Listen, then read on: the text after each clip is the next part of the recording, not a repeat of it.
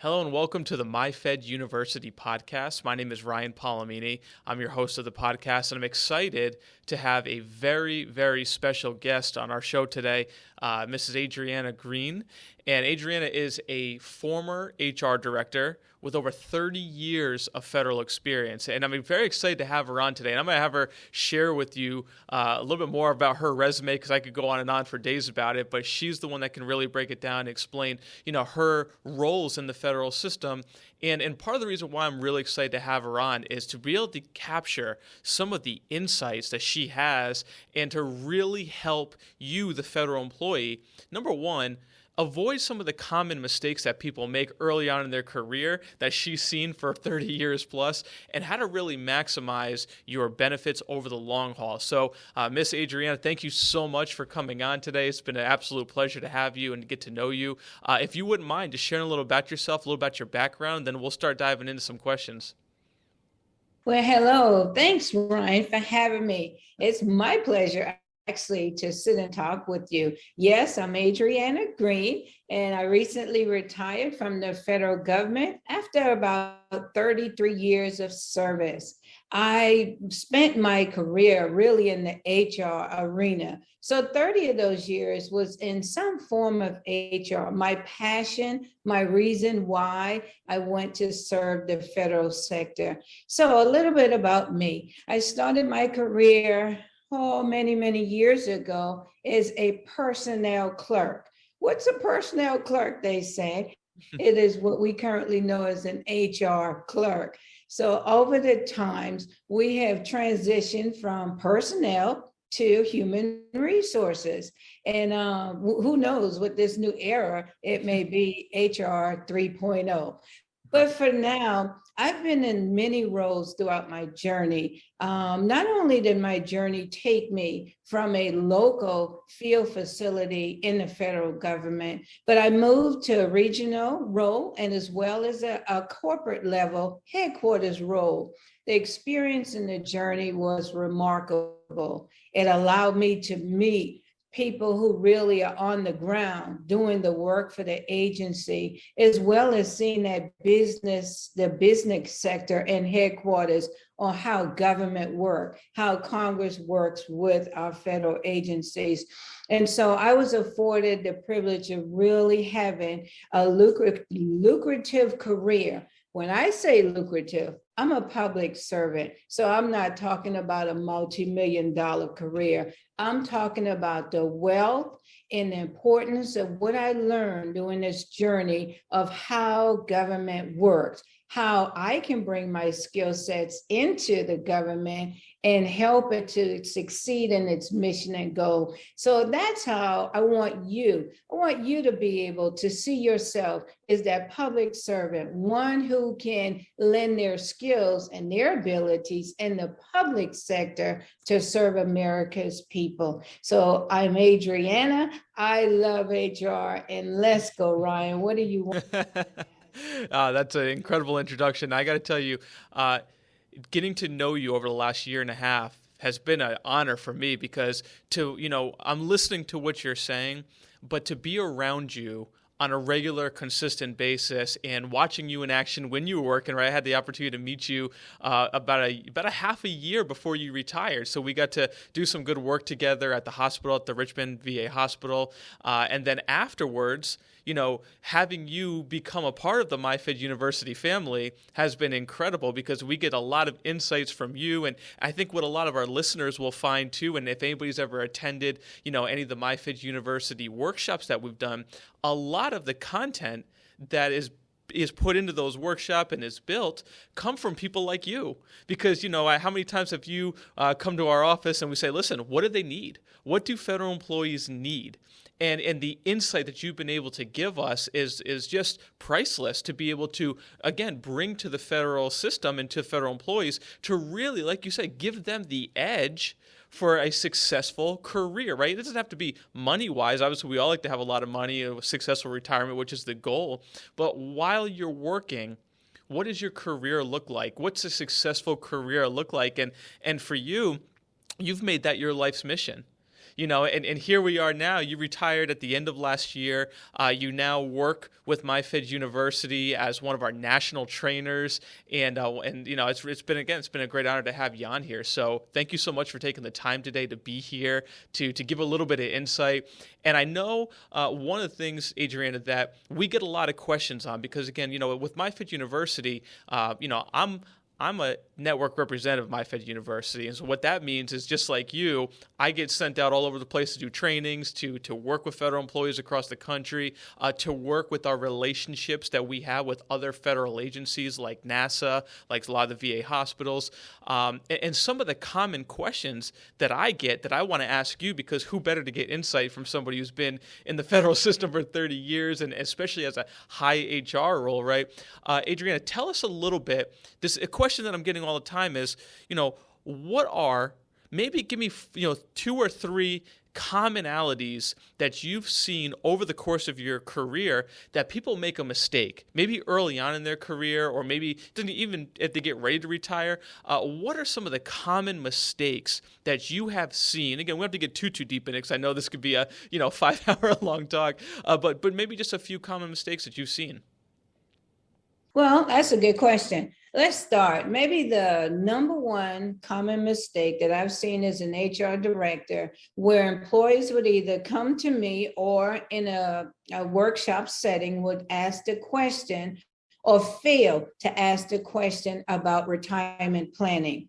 Yes, when you come into the government, you have a full, what I call, compensation package. One of the things that the federal employees, and I can admit I'm guilty, I led hundreds of new employee orientations, and we skim over. There is so much information. It's information overload, but we skim over your retirement planning. We introduce you to the thrift savings plan, but we don't share with you what that truly means as a current federal employee.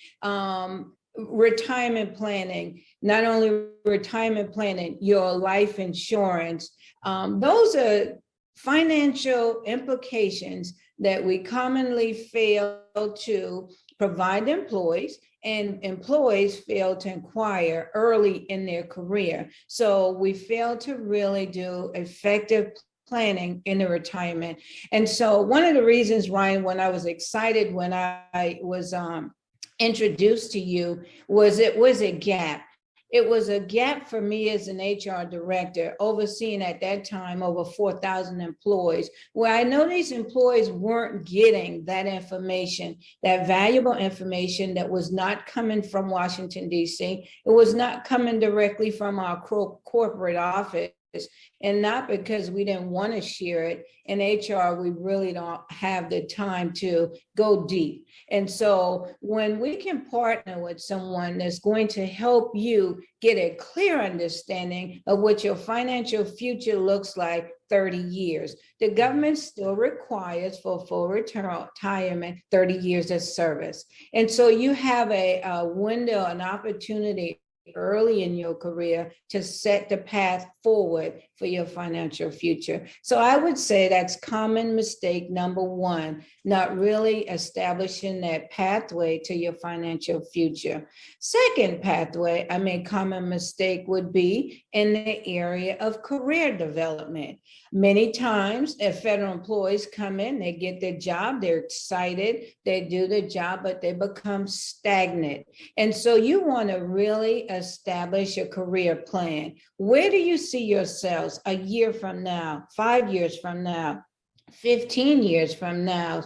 If you really spend that time to find out what your agencies have as far as career development, leadership development programs, but many employees fail to reach out and establish that plan to career enhancement and development. You come in as an entry-level federal employee, you leave out as an executive, as I did, but the planning, there's many gaps that employees tend not to take advantage of. So common mistake number 3, I would probably say the opportunity to network. Many times in our federal sector, employees may have to go cross agencies, not only for career development, just to broaden their knowledge base. Our agency, when I work with the Veterans Affairs, we work with many other agencies to get our mission accomplished. And so when we had to work with the Department of Defense or the various other agencies, it was important to establish network. It was employed in my role or any of my team members' role to establish networks outside of your agencies so that you can broaden your understanding of what your mission is and how it intertwines with others' mission and establish strategic plans to do so. So the three common mistakes I believe that will enhance if you listen and turn those mistakes into opportunity is retirement planning, career development, and networking. They're excellent. It's excellent. So as you just recap that, what I want to do is I want to find out maybe why do you think it is that when somebody gets started, and you talked about, retirement planning, why do you think that people push that off? Do you think it's because it's 30 years from now, right? And we kind of just focus so much on today. What have you seen why people really, they don't take it maybe as serious as they should when they first start? Like you said, I know based on our conversations too, you said it's just so overwhelming the amount of information people get. Is it that they just kind of push it aside and then life happens, they never get to it? Is it the fear of the unknown? What are some of the things that you've seen as far as why somebody would push that off? I think the most common reason would be that they feel like, oh, I am here for 30 years. I got time to get started. And as you get into the workforce, your work consumes you, your lifestyle consumes you, and you look back, and so many people have said to me is, I wish I knew this 20 years ago. I wish I'd started planning earlier. So that's probably the most common reason is that you come in, you're given the information, but you put it aside for a later date. And that later date doesn't come until maybe 5 years before retirement. It happens in a flash, doesn't it? I mean, so we talk to, we train hundreds of thousands of people every single year, and everybody's, like you said, says the same thing, man. It's, where did the last 20 years go? I wish I had done this 20 years ago. And so it's so common to hear. And I think that, and maybe you can correct me if I'm wrong here, but do you think that it's also kind of the fear of the unknown, meaning, I'm not a financial person. Money and I don't speak the language of money, and it's overwhelming. Do you think that plays a role in it as well? It plays a big role. And the majority of the people are really financially fearful. Mm-hmm. When it comes to numbers and it comes to the complexity of the various, let's say TSP, the Thrift Savings Plan, TSP, it has various buckets that you can put your money into, but just that information alone can be overwhelming. And so to your average, to your average employee, they may be technically sound, but when it comes to financial, if you ask them, do you have a financial planner? Have you ever thought about a financial planner? The answer is no, but it's the same answer you will get and says, do you do a monthly budget? It's like you have good intentions, but the reality is if you're not financially wired, if you're not wired to think of money and finance and that, then it really is fearful and it's complex to add on that. And so you just avoid it. Yeah, we've seen it a lot. It's kind of one of those mistakes. And, really, MyFit University was built, as like our mission is simply to take the complexity out of what a lot of people feel is a complex situation, right? Meaning all their benefits, the money side of it, and even the TSP side of it is really take the complexity out of it and bring it to a simplified way for people to understand that they can say, okay, I know how to now make a decision. And I think that's the most important thing because like you said, the TSP has so many different options to it. How do you know what fund to be in, right? I know you and I were joking, we call it the water cooler advice, or you hear it all the time is, how did you end up coming up with that strategy? Oh, my coworker, they told me to be in this fund. But the reality is your coworkers financial situation is probably totally different from yours, right? Their risk tolerance is probably totally different from yours. So, making those kind of decisions is what you and I are on a mission to do, to educate people, to say, look, this is what this is what they mean, this is how you make that decision that's best for you and your family. That's so true, Ryan. The first time that I sat in one of your seminars at our facility, I sat there as a student, as a life learner. I sat in as a student, but I walked away with such clarity, such simplicity in such a complex topic. Not only me, I had so many coworkers come up to me and says, "Oh my goodness, I understand this information." And so it opened up not only engagement. So now they want to take part, they want to participate, they want to learn more. It also allowed to just, it just took away the fear of it's not as, complex. I can do this. But it was you, and you really turned a light and a light bulb on that room full of individuals who says, "I understand it. When can you bring him back?" And so I knew it was something where these employees have been asking for a long time for this type of information, and be able to provide it to the federal community. I think it's really something that we really need to cast across the U.S. Sure. And that's our mission. It's what we're trying to accomplish. You also had mentioned the career advancement side, and I'm excited because I know you and I are working on building an entire online academy specifically around this topic. And watching you film these videos and seeing how passionate you are is so exciting. But maybe walk us through that a little bit, because when you had mentioned, what are your goals, right? What is it you're trying to accomplish? You come in at one level, but do you actually have a goal, a timeline, strategy to advance your career, or are you just going to kind of go through the motions of your working career and at the end of it go, and I woulda, coulda, shoulda, right? So maybe you can give us a little more insight as to, what's kind of the thought process? How did you think about that differently, right? Because let's use your example. You went from starting off to one of the highest positions in HR, not just in Richmond, which a lot of people know, but also in DC. You spent a lot of your career out that way. What was your mindset like from the early on in your career? Maybe this can help some people who are kind of stuck. Maybe they're like, I just don't know if I'm fit for the next level, right? I don't know if I'm good enough for the next level. We all have those, those self-doubts, and maybe you can share a little about your mindset. Okay, my mindset really when I got into federal sector, like many people, unclear on what the future would look like. But I was very clear on the mission of our organization. I had the pleasure of working and serving with the Armed Forces veterans and the Veterans Affairs. So when I embraced the mission, it really became a part of my why. And I always ask people, what's your why? Why are you in this position? Why are you at this agency? Because it has to be more than a job.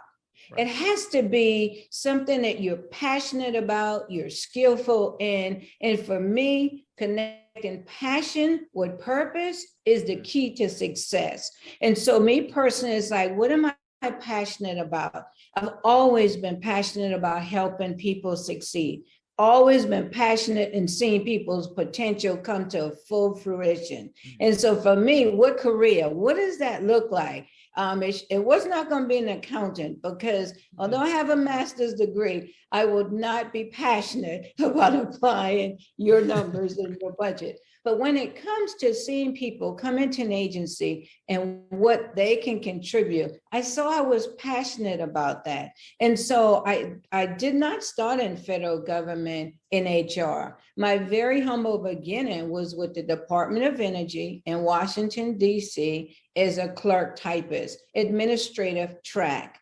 Administrative track, I've always been, proficient in administration or organization, but I wasn't passionate. I felt that there was so much more. And at that time, there wasn't mentors. There weren't mentoring programs in place. And so you have to look within. what is my passion? What am I passionate about? And then if I want to make the federal sector my career choice industry, where do I want to take my passion? And so I was introduced just in a meeting to the Veterans Affairs and working with veterans. I'd never considered that. I always saw myself finishing college, going to New York City, working in one of those big businesses in administration. However, the career path, when I met the leader at the Veterans Affairs, and I saw the passion, and I walked into a VA hospital, I was convinced that I wanted my passion in HR to be a part of making sure these veterans are getting the best care. I want to be that HR person to help get them that care. And so how do you do that? I took the time to really educate myself. I advanced my education. I took advantage of the programs that the agency had, leadership programs, customer service, soft skills, technical skills, and I navigated a path. How do I get from being a clerk to being the leader that I knew I was? And so I took courses, applied for the leadership development. Those are some of the things. So I was self-motivated, and I was determined that I not only want to work in HR, I want to be the best HR servant leader that I can. And so I personally took my education to a higher level. I networked to find out where the jobs were in those leadership track, had conversations on how did you get your job? Those are some of the ways that Adriana navigated from a GS4 to a GS15 throughout her career. So if I can do it, you can do it too. That's incredible. So, knowing your why is such an important variable in here. Why are you here? Are you here just to collect a paycheck, right? And let's be real. If that's the case, fine, but you're going to go through the motions of your career. Whereas with you said, you know what? I don't want to just be here for 30 years and get through it. I want to be the best that I can be. I want to find out through networking what other jobs are available. I want to self-educate because no one's going to do it for you. Let's be real. No one's ever going to do this for you. It's up to you to take the bull by the horns, which is what you did, and go out there and really make something of yourself. And I'll tell you this, look, you and I have known each other for about a year and a half now, and I have the privilege of talking to a lot of other HR directors, within the local areas and across the country. And whenever I mention your name, they go, oh, I know Adriana. She was the best when she was working. I mean, your credibility has really shined amongst the industry because of the passion that you brought to it. And even now, half a year retired, almost going on a year, right, since you've retired, people still know who you are, they remember you, and they remember the impact that you made on them. I think that's the most important thing, right? If you're going to do a job, make sure it's impactful, and you went out there to make an impact in the HR world, and you did that. You blazed the fire on there, and people still remember you and still appreciate you. So that's an incredible thing, and I think that, everybody should strive, because I think that if everybody strived to accomplish, what you set out to accomplish, and, in their own path, in their own career path, I think people will lead a much happier life and much happier career too, versus just showing up to, it's Monday morning, right? It's another Monday here at the hospital. It's another Monday here at NASA or wherever they are, and really start living out their passion. And I think that that's going to come with exactly what you said, is just know your reason. Know your reason why. Why are you here? What is it you're trying to accomplish? And what's the path to get there? And don't stop at anything until you do. Well said, Ryan. Well said. Well, thank you so much for watching or listening to this episode. We obviously want to make sure we're bringing as much value to you as humanly possible. And thank you, Adriana, for really being on here and pouring into our listeners today. And listen, if you have yet to visit the myfeduniversity.com website, make sure you do that and subscribe. There are over a year and a half worth of content on there that you can listen to, whether it's webinars, recordings from people at the very, very top like Adriana, just pouring out to you really make it a priority to get your resources from MyFed University. Also, if you have not yet, make sure you go to the MyFed University YouTube page and hit the subscribe button so you don't miss any of these shows. Adriana, thanks again so much for being on. It's been an absolute pleasure. Ryan, the pleasure actually is mine, and I look forward to continuing these conversations and having the opportunity to share with my federal employees the gems and nuggets of making your career the best career, and more importantly, pursuing your passion. Have a great day, everyone. Thanks for watching.